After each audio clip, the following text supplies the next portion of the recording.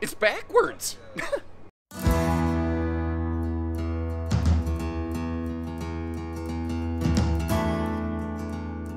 Hey everybody, Josh the RV Nerd with Bish's RV. Finally getting my first look at the new 22BH Jayco. I've had a ton of requests for this one, so getting this footage here for you by popular demand. And like I said, basically, they flip-flopped the living room and the kitchen. And there's so many people who constantly ask, why don't they put windows on the door side? Why don't they put the kitchen in a slide? And as you're seeing, you certainly can. But one of the things I really stress in my videos is I try to show you good with the bad. I try to be fair. And this is a very cool layout. Overall, I think they nailed it pretty well as you could. But when you shove the kitchen into a slide, because it's not totally floor to ceiling anymore, you have to kind of squish it down a little bit, and you do give up a little bit of kitchen capacity. But I think, as you'll see as we go through this, I think they compensated for that very nicely. And overall, I don't think the kitchen's terrible. Now we've got a double Asdel sidewall going on this one, enclosed heated underbelly. Obviously she's popular. We got all kinds of people pouring into it behind us over here. Goodyear tires all prepped and ready for a TPMS system. We're looking at one with one of their optional solar packages today. We'll expand on that a little bit. But I like they nailed it right from the start, being carpetless. And with this being a kitchen slide, they really didn't have any need to put carpet in the first place, but J Feathers are carpetless regardless. And they got that cargo bunk thing off the back, that access door off the back. They nailed that right away. This is a floor plan I think they originally announced like a couple seasons ago, and I am really excited to finally see it make landfall. But it is a new model, so you folks let me know what you like, let me know what you dislike. Is there anything else they should do to improve this one, like maybe for the 24 camping season or something like that? Leave me some comments, let me know. If you appreciate us getting you this footage, hit that subscribe button if you're new, and let's get going. Now, like almost anything I cover, I see some great qualities on this. And people asked, hey, we want a thing done a certain way, and they did it. But knee bone to leg bone, every RV's greatest asset is also its greatest liability. It's awesome that we have this, this big campsite picture window overlooking the dining. You see, you got a full window there in the entry door we can use to spy on that guy walking by, talking on his phone. He probably has no idea we're over here. That's a little bit creepy, right? Regardless, it's not like this is going on the internet or anything. I do like this. Got a little timeout seat, basically right by the entry door for unruly husbands and Uncle Gary, although there ain't no bench ever going to hold that man down. Also a little shoe garage, place to hang some jackets. In a bunk model like this, in this size, I like that. I like being able to kind of keep that stuff, sort of ready at a moment's notice. Like all your Jaycos, you've got pocket screwed cabinetry, and today we're looking at the vintage decor, which has that little kind of sandy taupe sort of coloring to it. If you do prefer, you could also get the modern farmhouse decor, which would give you more of those, white tones. Now, there is a little kitchen toe stubber right in front of the fridge, but not right in front of your main prep spaces. That kitchen actually floats over the floor, which is kind of cool in that slide out. Now, they don't have heat vents in the floor. That does mean that they had to kind of eat into some other potential storage spaces like under the dinette to give you some heat runs. But overall, I think this is a nice, easy cleaning camper. And this isn't designed to be a Four Seasons Arctic camper anyway, so I don't know that that is a problem. Now, we're looking at one that has their optional solar package, which is why we've got the charge controller over here. That's telling us, how much lightning we have coming into this thing effectively. And we've got that Furrion air conditioner up top. That's now a 15,000 BTU, last year 14.5. No upgrade required, just bigger air comes standard on one of these, which is kind of cool. And then, of course, we got the double over double bunks. Now with the Jayco, one of the cool things is that their bunks are always rated for 300 pounds per sleeping space. What that means on this is a 600-pound rated bunk, because these are intended to be like double-sized bunks. Now notice you got the little phone pocket, you got your household and USB outlets, you got the little grab handle up there. One of the cool things, you don't have to heave-ho, throw the kids, and blow out your rotator cuff to get them up into the bed of this one, which is actually kind of cool. One of the things that you'll see, we'll come back and I'll get all this stuff opened up in just a minute so you can take a better look at it. But basically, the RV has a built-in ladder. Now, you might be wondering, why did he back up all the way across the RV just to open the bathroom door? And to that, I have no answer. It was maybe the dumbest thing I've done today, but it's early. There's still a chance I could do something even stupider. So this RV has a 6.5-foot sidewall. which means with that rectangular shower, I've got good elbow room, but my head does need to be in that skylight. I do like that extra window, though, and you see the little, you know, shade pole knob on that thing. It does have those blackout roller shades through the entire RV. We'll get a good look at one of those overlook at the dinette in just a minute. The toilet right here, very fluffy friendly, some really excellent space around that thing. And then the rest of the bathroom arrangement. Notice that the bathroom will always be farmhouse decor, no matter what you get in the living room. Somewhat similarly, the bedroom will also always be whatever decor you want to call that. Brown, HOA approved brown. Oh, by the way, as long as I'm standing here, let me get you down under the dinette slowly so as to not make you motion sick. And over there on the far side, you might be able to actually see the household and USB outlets. They kind of blend in there because they're down in the shadow. But you have, you know, residential style plugs as well as the little USBs to keep your phones topped off. Now, let's crack open all the storage here and take a look around this thing. I'm going to call that like hats and gloves above the timeout seat. And there is storage in that little boot bench, but it doesn't want to keep itself open. It likes to keep itself flipped shut. Now, there's almost like a dedicated pantry and like a personal clothing linen storage space over there. Separate curtains for each of those beds. But again, you've got that flip-up cargo bed function with that handy, like built-in sort of ladder tree built right into this thing. I've seen them start to do that in a couple models. I think it's maybe one of the best factory-installed ladder options that I've ever really seen out there. Now, I mentioned earlier that, you know, when you push the kitchen into a slide like this, it works. It can work very well, but it does kind of have a little bit of accommodation. You do lose potential cabinet space. I do think that overall they compensated for that pretty darn well. Couple interesting notes. I really like how they included that, oh, I just totally blanked. What is that thing called? Countertop extension. Oh my Lord, the flip-up countertop extension. There's smoke coming out of my ears right now. And you may have noticed drawers inside of doors.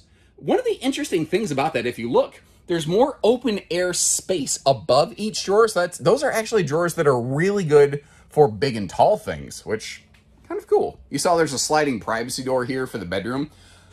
But this bedroom does have a potential deal breaker quality. First of all, though, up top and working our way down, it is cool that, like, the bathroom has its own vent fan. The living room has its own kind of thing. The bathroom, bathroom, I don't know. Every room basically has its own little kind of individual ventilation system. That's cool. I lost track of what I was saying there. I'm so sorry. Now, notice a little blue light behind those side stands. We'll get a better look at that in just a minute. But what I was saying is potential deal breaker for some folks. This is a camp queen. Now, you could probably put a true queen in here, but Lord, you're going to be doing the butt scoop boogie to get around it. I think you could make it work. It's like the one thing, if I could change one thing on a J-Feather while we look at the storage here, I wish that they were all revised to include true queens, because many of them are true queen capable without so much as changing a single thing in the RV. That would be my personal preference for them. But I'd be kind of curious, like, if you could change one thing or a couple things on the RV, what would you change, and what are your favorite features you've seen? Interesting little note. Not only do you have those little headboard power pockets, you know, with the household outlets and stuff right behind the hanging wardrobe cabinets, you've also got dresser drawers kind of hidden away down by the floor on both sides of the bed as well. Now, I haven't done it yet. I'm going to make a prediction here. I'm thinking the road mode could be pretty great on this one.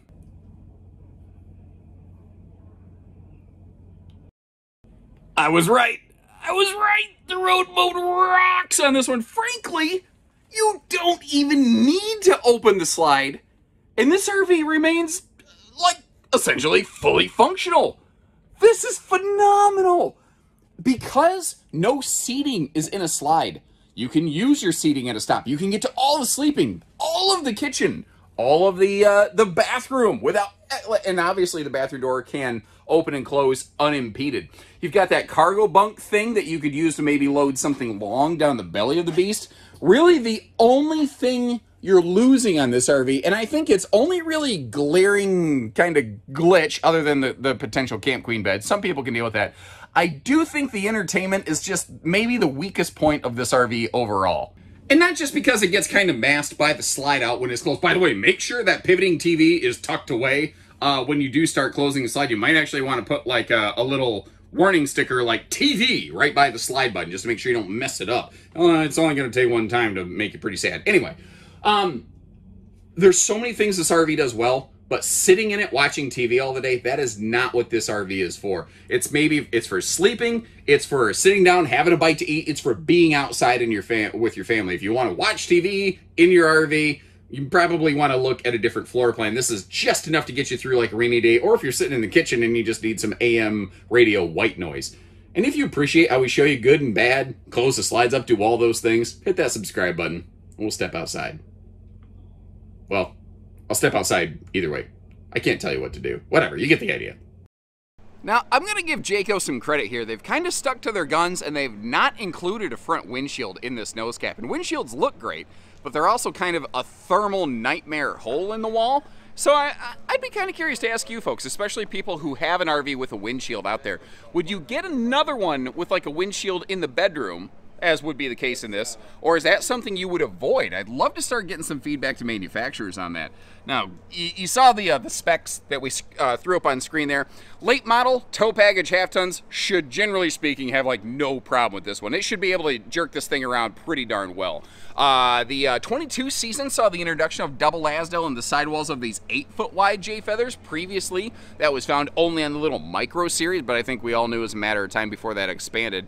At this point, I'm kind of wondering if brands like Eagle, North Point, Pinnacle might start going to that. You see the new quick drop stabilizers, those things do a fantastic job of really locking this thing down so it doesn't bounce all over the place.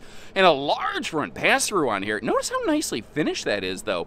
Now, you're seeing like a cardboard, but you're seeing some display materials. We're in a live dealer display currently, as you may have noticed with all the people walking around.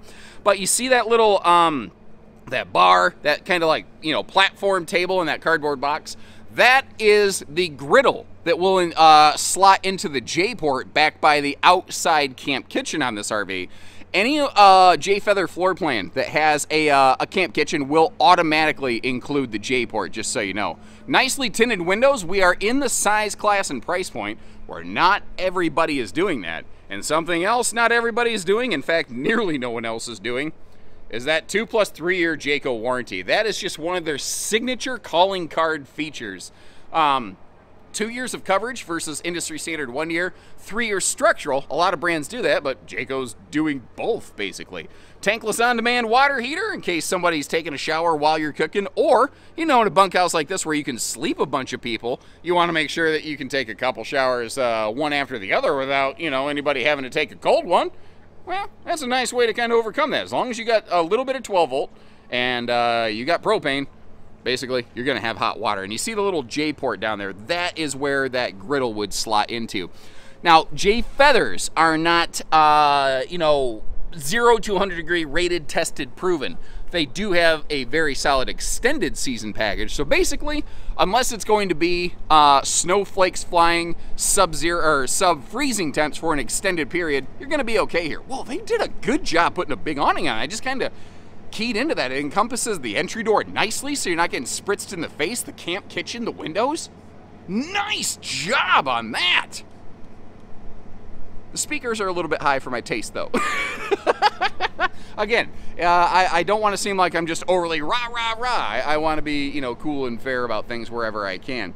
Now, of course, we've got the deadbolting secure cargo door on the back here. I've got the bunk in the down position. There's currently some fellas on the inside doing their work, and I don't want to be super disruptive of anything like that. Respect their time and space. Speaking of time and space, the Star Trek movie where they go back in time and space to like rescue the whales, I think arguably about their worst movie.